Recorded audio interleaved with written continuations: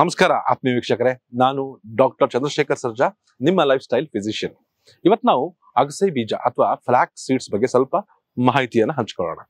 ನೋಡಿ, ಸಾಧಾರಣವಾಗಿ ನೀವು ಸುಮಾರು ಕಡೆ ಕೇಳಿರ್ತೀರಾ, ಓದಿರ್ತೀರಾ, ಫ್ಲಾಕ್ಸ್ ಸೀಡ್ಸ್ ಅಥವಾ ಅಗಸೆ ಬೀಜ ನಮ್ಮ ದೇಹಕ್ಕೆ ತುಂಬಾ ಒಳ್ಳೆಯದು.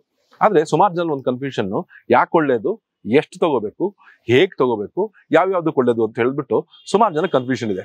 ಸ್ವಲ್ಪ ಸೈಂಟಿಫಿಕ್ ರಿಸರ್ಚ್ ಪ್ರಕಾರ ಏನ್ ಹೇಳುತ್ತೆ ಫ್ಲಾಕ್ಸ್ ಸೀಡ್ಸ್ ನಿಜವಾಗ್ಲೂ ಅಷ್ಟೊಂದು ನಮ್ಮ ದೇಹಕ್ಕೆ, ನಮ್ಮ ಆರೋಗ್ಯಕ್ಕೆ ಸಹಾಯಕಾರಿ ಅನ್ನೋದನ್ನ ನಾವು ವಿಡಿಯೋದಲ್ಲಿ ನೋಡೋಣ. ನೋಡಿ, ಮೊದಲಿಗೆ ವೀಕ್ಷಕರೇ, ಆಯುರ್ವೇದ ಹಳೆಯ ಶಾಸ್ತ್ರಜ್ಞರು ಕೂಡ ಏನ್ ಹೇಳಿದಾರೆ ಫ್ಲಾಕ್ಸ್ ಸೀಡ್ಸ್ ಬಗ್ಗೆ ಅಂದ್ರೆ, ಇದೊಂದು ಸ್ವಲ್ಪ ಉಷ್ಣವಾಗಿರುವಂತ ಒಂದು ವಸ್ತು, ನಮ್ಮ ದೇಹದಲ್ಲಿ ವಾತವನ್ನ ಕಡಿಮೆಯನ್ನ ಮಾಡುತ್ತದೆ. ಜೊತೆಗೆ ಇದು ಬಲ್ಯ ಅಂದ್ರೆ ಶಕ್ತಿಯನ್ನು ನೀಡುವಂತ ಒಂದು ಬೀಜಗಳ ಕ್ಯಾಟಗರಿಗೆ ಸೇರುತ್ತೆ.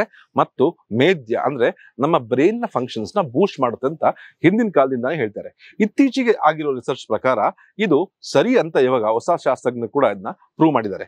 ಯಾಕೆ ಅಂತ ಹೇಳಿದ್ರೆ, ಮೊದಲನೇದಾಗಿ ಇದರಲ್ಲಿ ಒಮೆಗಾ 3 ಫ್ಯಾಟಿ ಆಸಿಡ್ಸ್. ನೋಡಿ ವೀಕ್ಷಕರೇ, ವೆಜಿಟೇರಿಯನ್ಸ್ ನಲ್ಲಿ ಅಂದ್ರೆ ಶಾಕಾಹಾರಿಗಳಲ್ಲಿ ಒಮೆಗಾ 3ಯ ಒಂದು ಕೊರತೆ ಸಾಕಷ್ಟು ಕಾಡ್ತಾ ಇರುತ್ತೆ. ಯಾಕಂದ್ರೆ ಸಾಧಾರಣವಾಗಿ ನಾನ್ ವೆಜಿಟೇರಿಯನ್ಸ್ ಫುಡ್ ನಲ್ಲಿ, ಈ ಮೀನಿನಲ್ಲಿ ಅಥವಾ ಸಮುದ್ರದಲ್ಲಿ ಸಿಗುವಂತ ಈ ಏನು ಆಹಾರಗಳಿರ್ತವೆ ನಾನ್ ವೆಜಿಟೇರಿಯನ್ ಫುಡ್, ಅದರಲ್ಲಿ ಹೆಚ್ಚು ಒಮೆಗಾ 3 ಫ್ಯಾಟಿ ಆಸಿಡ್ಸ್ ನ ಅಂಶ ಇರುತ್ತೆ. ಈ ಒಮೆಗಾ 3 ಫ್ಯಾಟಿ ಆಸಿಡ್ಸ್ ನಮ್ಮ ಒಂದು ಬ್ರೈನ್ ಬೂಸ್ಟರ್ ಆಗಿ ಕೆಲಸ ಮಾಡುತ್ತೆ.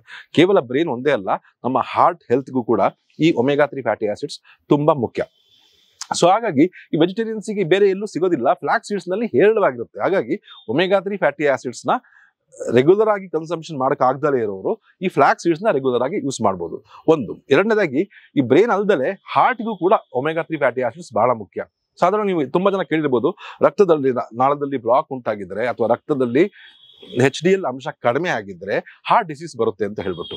ಈ HDL ಅಂಶ ಗುಡ್ ಕೊಲೆಸ್ಟ್ರಾಲ್ ಅಂತ.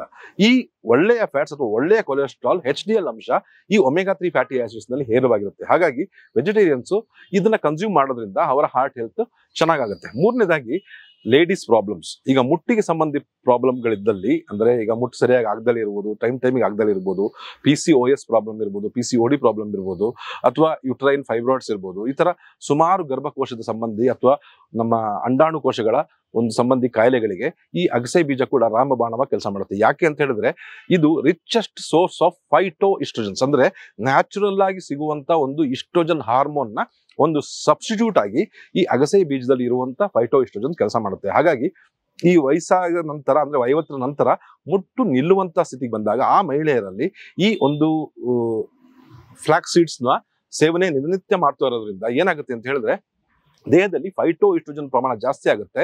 ಝೆನೋ ಇಸ್ಟ್ರೋಜನ್ ಅಂದ್ರೆ ನೆಗೆಟಿವ್ ಇಸ್ಟ್ರೋಜನ್ಸ್, ಅಂದ್ರೆ oestrogen after the age of menopause, ಅಂದ್ರೆ 50 ವರ್ಷದ ನಂತರ ಇಸ್ಟ್ರೋಜನ್ ಪ್ರೊಡಕ್ಷನ್ ನಿಂತೋಗ್ಬಿಡುತ್ತೆ. ನೆಗೆಟಿವ್ ಇಸ್ಟ್ರೋಜನ್ಸ್ ಏನ್ ನಮ್ಮ ದೇಹದಲ್ಲಿ ಇರುತ್ತೆ ಅದು ಕ್ಲೀನ್ ಆಗಿ ಹೋಗ್ಬೇಕು.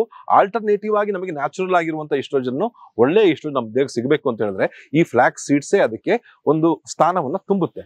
ಹಾಗಾಗಿ ಮಹಿಳೆಯರಲ್ಲಿ ಎಸ್ಪೆಷಲಿ ಈ ಮುಟ್ಟ ಆಗುವಂತ ಸಮಸ್ಯೆಗಳು, ಹಾಟ್ ಫ್ಲಶಸ್, ನೋಡಿ ತುಂಬಾ ಬೆಂಕಿ ಹಾಕಿದಂಗೆ ಆಗ್ತಾ ಇರುತ್ತೆ ಮೈಗೆಲ್ಲ, ಕೂದಲು ಉದುರುತ್ತೆ, ಮೂಳೆಗಳಲ್ಲಿ ನೋವು, ಆಸ್ಟಿಯೋಪೊರೋಸಿಸ್, ಮೂಳೆಯ ಸಾಂದ್ರತೆಯ ಕೊರತೆ ಉಂಟಾಗೋದು, ಇದೆಲ್ಲ ಪ್ರಾಬ್ಲಮ್ಸ್ಗಳು ಮುಟ್ಟಾದ ನಂತರ ಮಹಿಳೆಗಳಲ್ಲಿ ಸ್ಟಾರ್ಟ್ ಆಗ್ತವೆ. ಆದ್ರೆ ಇದನ್ನ ಅವಾಯ್ಡ್ ಮಾಡಬೇಕು ಅಂದ್ರೆ ಈ ತರ ನ್ಯಾಚುರಲ್ ಆಗಿರುವಂತ ಫೈಟೋ ಇಸ್ಟ್ರೋಜನ್ಸ್ ತಗೊಳ್ತಾ ಇರೋದ್ರಿಂದ ಇದು ಕಡಿಮೆ ಆಗ್ತಾ ಬರುತ್ತೆ.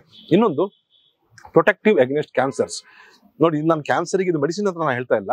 ನಮ್ಮ ದೇಹದಲ್ಲಿ ಕ್ಯಾನ್ಸರ್ ಕಣಗಳು ಪ್ರತಿಯೊಬ್ಬನ ದೇಹದಲ್ಲೂ ಇರುತ್ತೆ. ಆದ್ರೆ ಅದು ಅನಿಯಮಿತವಾದಿ ಆದಾಗ ಅದು ಕ್ಯಾನ್ಸರ್ ಆಗಿ ಕನ್ವರ್ಟ್ ಆಗುತ್ತೆ. ಆದ್ರೆ ಈ ಫೈಟೋ ಇಸ್ಟ್ರೋಜನ್ಸ್ ಅಥವಾ ಇದರಲ್ಲಿ ಇರುವಂತ ಕೆಲವು ಆಂಟಿ ಆಕ್ಸಿಡೆಂಟ್ಸ್ ಏನ್ ಮಾಡುತ್ತೆ ಅಂತ ಹೇಳಿದ್ರೆ, ಇದು ಆಂಟಿ ಕ್ಯಾನ್ಸರಸ್ ಆಗಿ ಕೆಲಸ ಮಾಡೋದ್ರಿಂದ ನಮ್ಮ ಇಮ್ಯೂನ್ ಸಿಸ್ಟಮ್ ನ ರೆಗ್ಯುಲೇಟ್ ಮಾಡುತ್ತೆ. ಅಂದ್ರೆ ನಮ್ಮ ರೋಗ ನಿರೋಧಕ ಶಕ್ತಿ ಸ್ವಲ್ಪ ಏರುಪೇರು ಆದಾಗಲೇ ನಮ್ಮ ಜೀವಕೋಶಗಳು ಕ್ಯಾನ್ಸರ್ ಕೋಶಗಳಾಗಿ ಕನ್ವರ್ಟ್ ಆಗೋದು. ಆದ್ರೆ ಅದನ್ನು ತಡೆಗಟ್ಟುವಲ್ಲಿ ಈ ಫ್ಲಾಕ್ಸ್ ಸೀಡ್ಸ್ ಒಂದು ಅದ್ಭುತವಾದ ಒಂದು ಪಾತ್ರವನ್ನು ವಹಿಸುತ್ತೆ ಅಂತ ಕೂಡ ರಿಸರ್ಚ್ ಪ್ರಕಾರ ಪ್ರೂವ್ ಆಗಿದೆ.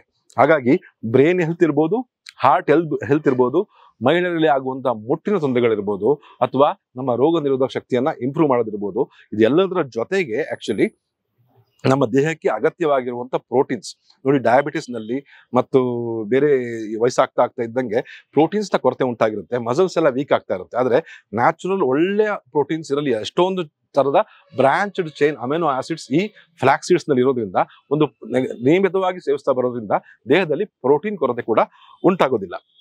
ಹಾಗಾದ್ರೆ ಇದನ್ನ ಎಷ್ಟು ತಗೋಬೇಕು? ಒಳ್ಳೇದು ಅಂತ ತಕ್ಷಣ ಚೆನ್ನಾಗಿ ತಿನ್ಬೇಕಾ? ಹಂಗಾದ್ರೆ ಇಲ್ಲ.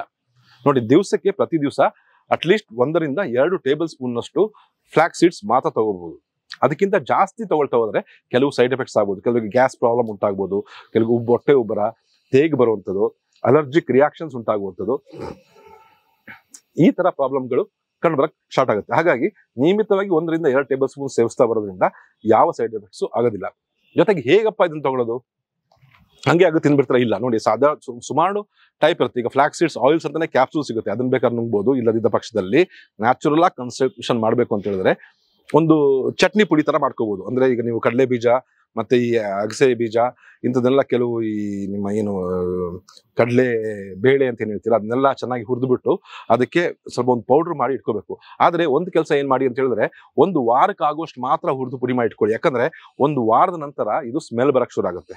ಹಾಗಾಗಿ ಚಟ್ನಿ ಪುಡಿ ತರ ಯೂಸ್ ಮಾಡಿ, ಇಲ್ಲ ಡೈರೆಕ್ಟ್ ಆಗಿ ಆಗುತ್ತೆ ತಿನ್ನೋದು ಅಭ್ಯಾಸ ಇದ್ರೆ ಅದು ಇನ್ನೂ ಉತ್ತಮ, ಅಗಸೆ ಬೀಜದಲ್ಲಿ ಮಾಡುವಂಥದ್ದು. ಸೊ ಈ ತರ ಪುಡಿಗಳು ನೀವು ಸಾಂಬಾರಿಗೂ ಅಥವಾ ನಿಮ್ಮ ಅನ್ನದ ಜೊತೆ ಕಲ್ಸ್ಕೊಂಡು ತಿನ್ನೋದ್ರಿಂದನೂ ನಿಮ್ಮ ಇದಾಗುತ್ತೆ, ಹೆಲ್ಪ್ ಆಗುತ್ತೆ ಇದರಿಂದ. ಜೊತೆಗೆ ಬೇಕಾದ್ರೆ ನೀವು ಸಾಧ್ಯವಾದ್ರೆ ಈಗ ವರ್ಜಿನ್ ಕೊಕೊನಟ್ ಆಯಿಲ್ ಏನಿದೆ, ಆ ವರ್ಜಿನ್ ಕೊಕೊನಟ್ ಆಯಿಲ್ ಈ ಪುಡಿಯನ್ನ ಮಿಕ್ಸ್ ಮಾಡಿಬಿಟ್ಟು ಅದಕ್ಕೊಂಥರ ಚಟ್ನಿ ಪುಡಿ, ಒಂಥರ ಚಟ್ನಿ ತರ ನಿಮ್ಮ ಚಪಾತಿ ಜೊತೆಗೋ ರೊಟ್ಟಿ ಜೊತೆಗೋ ಕೂಡ ಇದ್ರ ಚಟ್ನಿ ಪುಡಿನ ನೀವು ಯೂಸ್ ಮಾಡ್ಕೋಬಹುದು. ಸೊ ಈ ಎಲ್ಲ ನೀವು ಯೂಸ್ ಮಾಡ್ಬೋದು. ದಿನಕ್ಕೆ 1 ರಿಂದ 2 ಟೇಬಲ್ ಸ್ಪೂನ್ ತನಕ ಯೂಸ್ ಮಾಡಿ, ಯಾವ ತೊಂದರೆನೂ ಆಗೋದಿಲ್ಲ. ಸೊ ಇದೇ ತರ ಮತ್ತೊಂದು ವಿಡಿಯೋ ಒಂದಿಗೆ ನಿಮ್ಮನ್ನ ಭೇಟಿ ಆಗ್ತಾನೆ. ಅಲ್ಲಿವರೆಗೂ ನಮಸ್ಕಾರ.